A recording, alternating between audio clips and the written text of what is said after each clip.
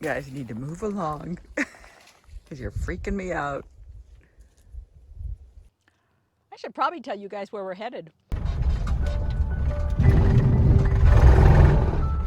But right now, it's just amazing view of Mount Shasta. And be backing up, at least you're not towing a trailer.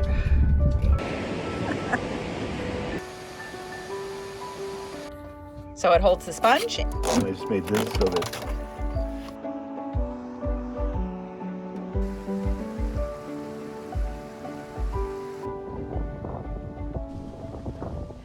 the next leg of our journey north was mostly on roads we had not traveled before.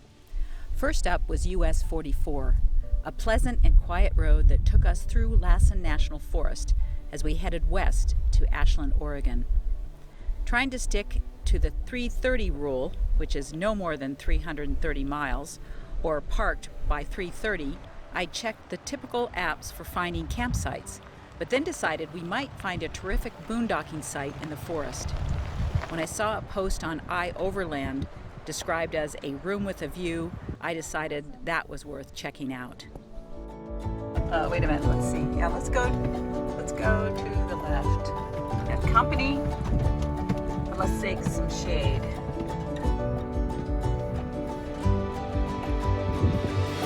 Spot up here is going to be perfect. Some big pea ferns. So this amazing little campsite that we found on iOverlander is supposed to be right next to the Pacific Crest Trail. I could actually see the trail from using Google Maps in the satellite view. And as you can see, they had a fire not too long ago. So as these trees begin to get taller, you won't have this view. But right now, it's just amazing view of Mount Shasta, and we're hoping that tonight the comet that's coming through, starts with an N, I can't remember what it's called. Anyway, there's a comet.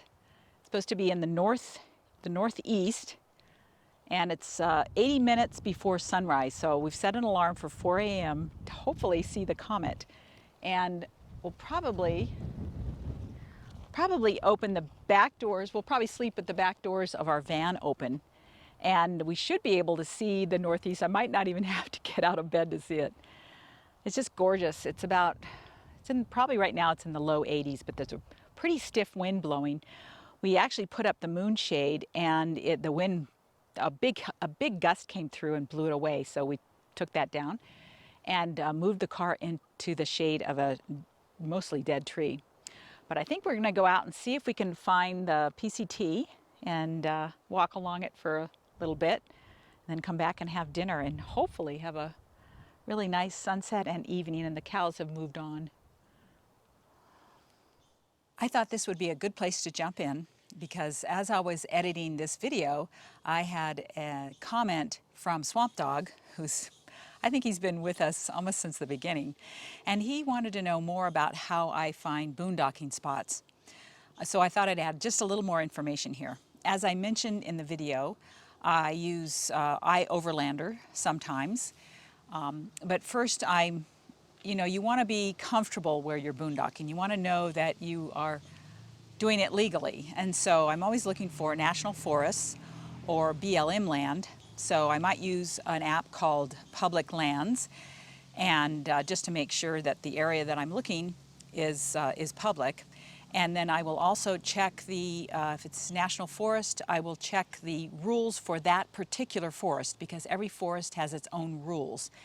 And so you want to see what the dispersed camping rules are for a particular forest. And then you also want to make sure that there are certain areas within forests. So for example, the Inyo National Forest, the area around Mammoth Lakes, is excluded from dispersed camping. So you want to know what those boundaries are. I also use Google Earth a lot, or Google satellite image of Google Maps.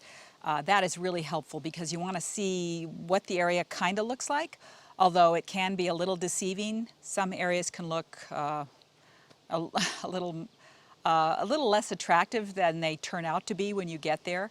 So there are lots of things that I do to double check to make sure I'm camping legally and that it's going to be an area that I'm going to feel safe.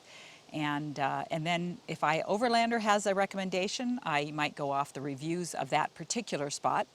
A lot of people use Campendium, so check the Campendium app and see if that's helpful to you.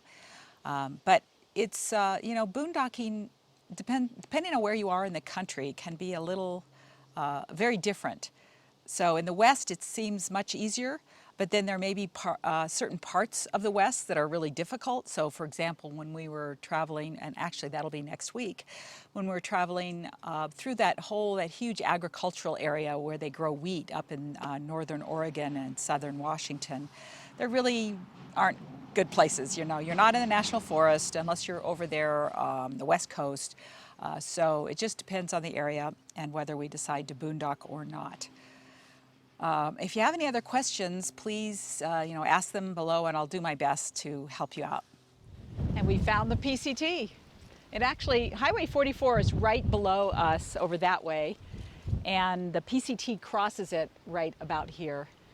And some of the comments online said you could hear road noise from here, but we haven't heard any road noise. And there's we got 2 bars of Verizon LTE. Just turned around and I think that might be Mount Lassen. Our van is just right up here.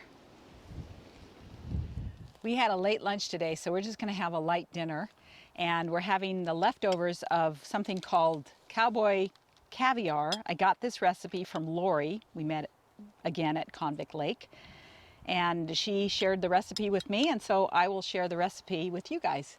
It's really good. I should probably tell you guys where we're headed. We are on our way to Ashland, Oregon. So usually we just follow 395 all the way to Spokane. We're cutting across to Ashland to meet up with one of our viewers, Doug Tucker. He has the same rig we have, and he is also going to be replacing his refrigerator at the same time. We ordered our fridges at the same time. And so I'm hoping he's going to help me. He at least can talk me over the phone. He can talk to me about what he's doing. George at Humble Road, he has a slightly older Pleasureway, and he had a devil of a time getting his out. In fact, he hasn't replaced it yet. I know he's busy building vans, but he was going to do a video on replacing his refrigerator, and I'm still waiting for that. George, if you see this, I'm still waiting.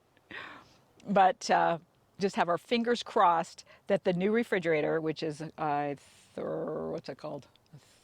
I can't remember. Starts with a TH though. Isotherm doesn't start with a T. Starts with Isotherm 115. That's right. Isotherm. We're really hoping it's going to fit. It's going to be tight, but Pleasureway was really nice and shared pictures of what the opening looks like before they put the refrigerator in it, and some other helpful information that, of course, I will be sharing with all of you when we hopefully get this thing installed, which will probably be early August, mid-August. So anyway, that's where we're headed. We're going to camp together at Immigrant Lake, and then we'll be heading up to Spokane.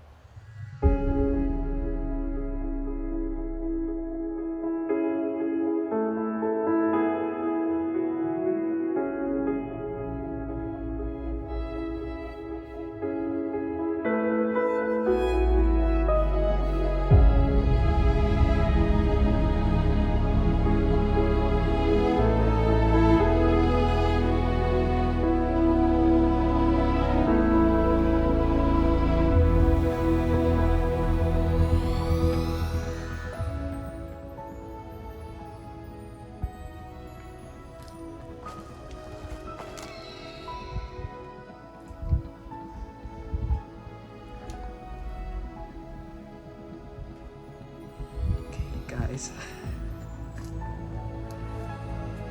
you guys need to move along because you're freaking me out.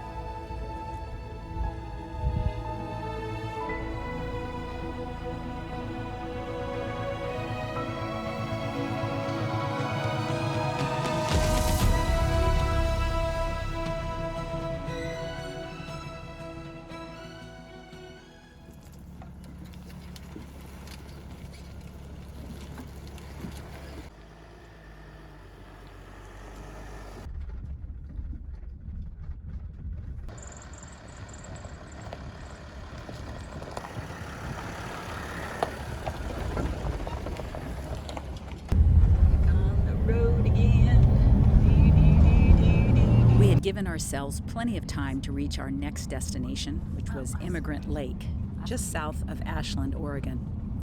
So when we came across the sign that said Burney Falls Park, of course we had to stop.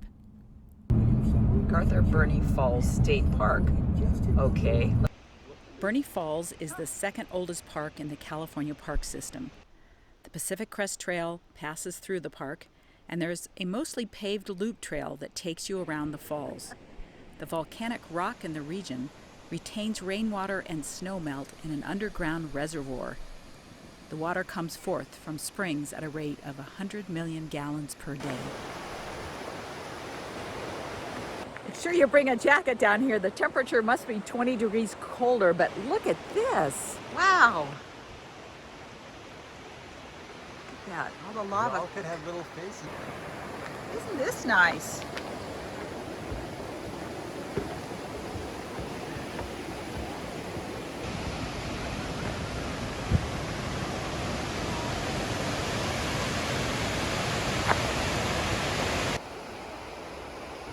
Ah, looky, looky. Pacific Crest Trail. There you go. There's a tenth of a mile up there.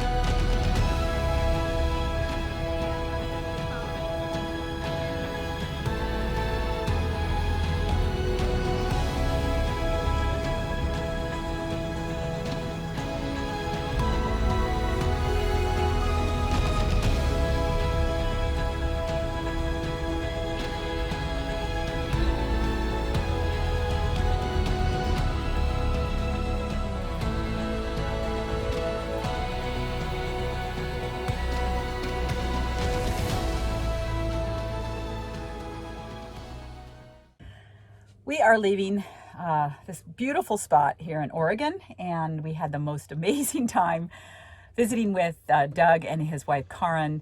Doug has a 3D printer, and he made me a sponge holder for the sink to replace the other one I had. And let me show it to you. So it holds the sponge, and there's a bottle that he gets at REI that he puts his soap in, so I can put it right there. So I think that's going to be great. But the temperature last night was awesome. We slept with the doors open, and the breeze that came through, I never had such a good night's sleep. It was really great. And it was really great to be able to geek out with somebody who is a true geek, and showed me so many amazing things he's done to the van.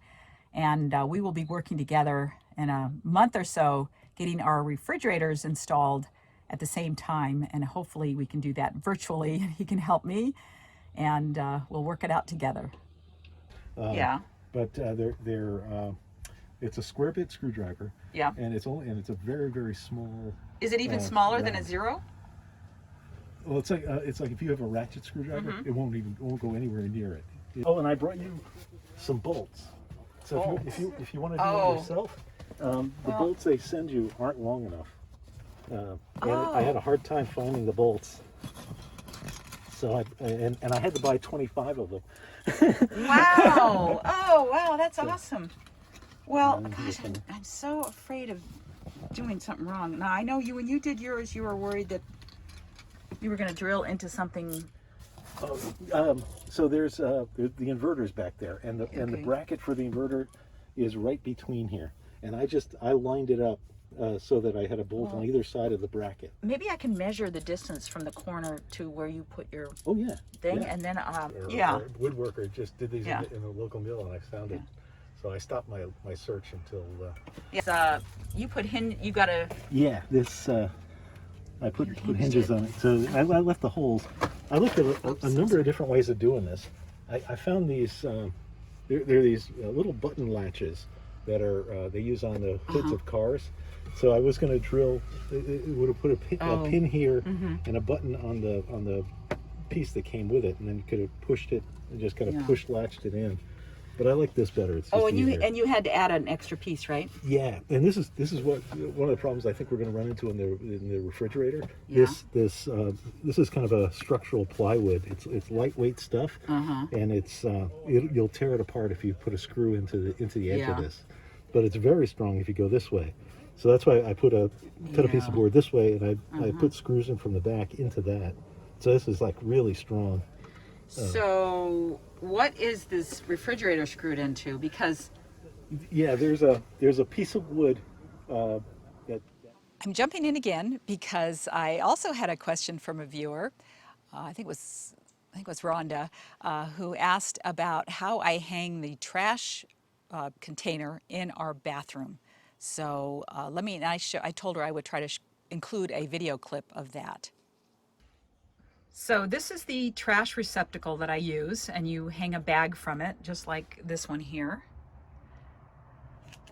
And the only reason it works in this rig is because there's this bar here, and the back side of this thing is being held by this little plastic container that I got at Target. But there is a particular bag that I like to use for that trash receptacle, and it's in my Amazon store. I'll put the link below. And it's a 5-gallon bag, high quality, and they've worked really well. So that's my favorite bag for these trash receptacles. So you had this done, huh? But doesn't it interfere with the airbags? Want to go to Harvard? I can't. This two HDMI ports, so I just run the HDMI port right here, so I can. So you don't have to. Yeah. So this just is the exact length of the carrier. I just pull it out. I clip it. This extends out. And I just made this so that it goes in.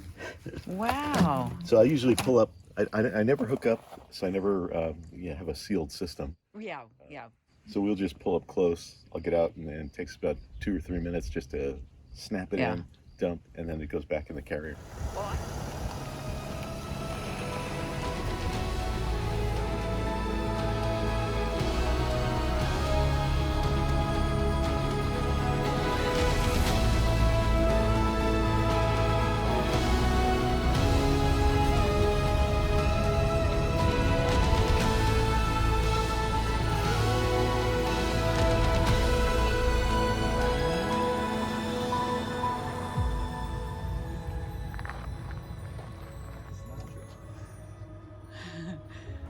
We are at the Collier Logging Museum. We stopped here a couple of years ago, but it was lunchtime on our way north on 97, and so we decided to get some exercise and go check it out again.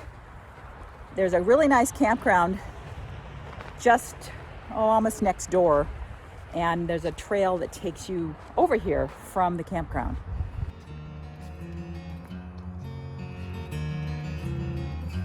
Look at this, packed with wood. What year is this? It's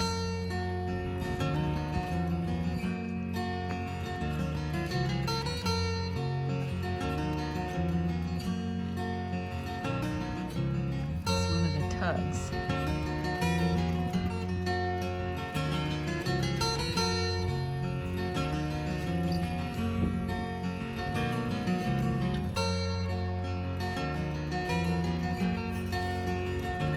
Boston Rip Snorter. Square Deal. Minneapolis.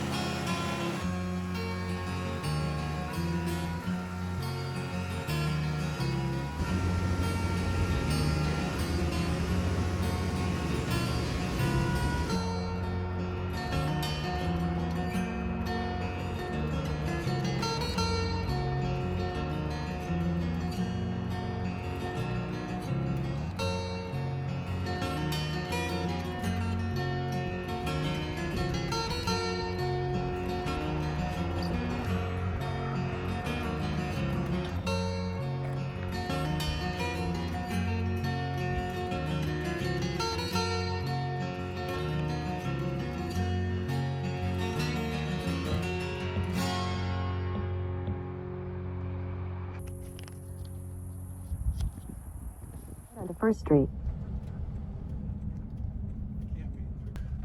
In 1,000 feet, continue straight onto Lone Rock Road.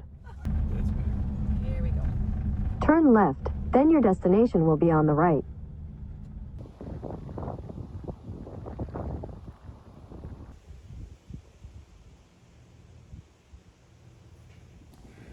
We are in Morrow, Oregon, which is in eastern Oregon on Highway 97.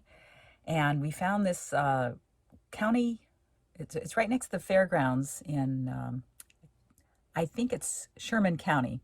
And we're at the fairgrounds at this nice little RV park. I mean, nothing special, but it's very quiet, very inexpensive, full hookups for 20 bucks. Can't beat that. So we thought we'd take advantage of that because there's really not much out here in this wheat country, but we are right next to these rolling wheat fields, which is just gorgeous. And even though we're right on a road, not a single car went by last night. And yesterday we only saw 3 cars go down this road.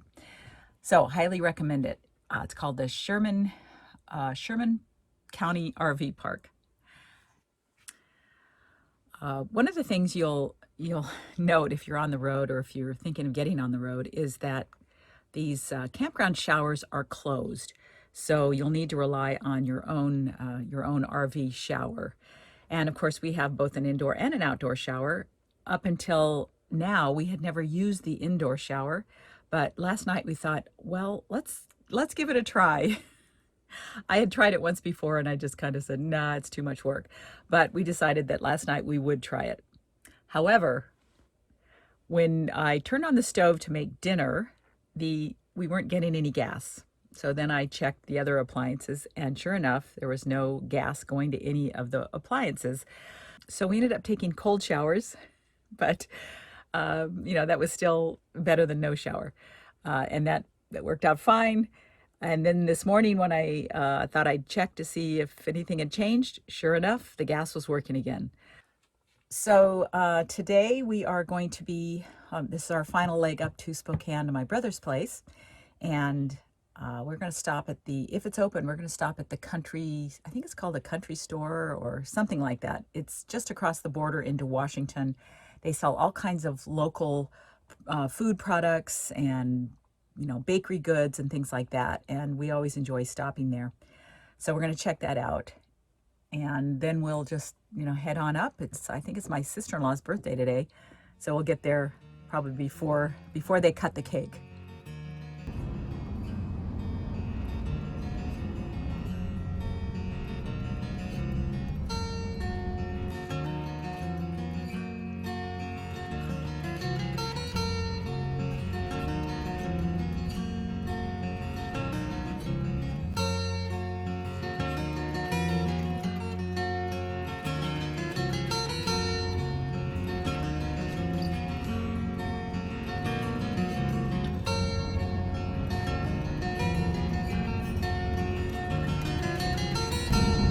In 2 miles, take the US 12, US 395 exit towards Spokane, Walla Walla.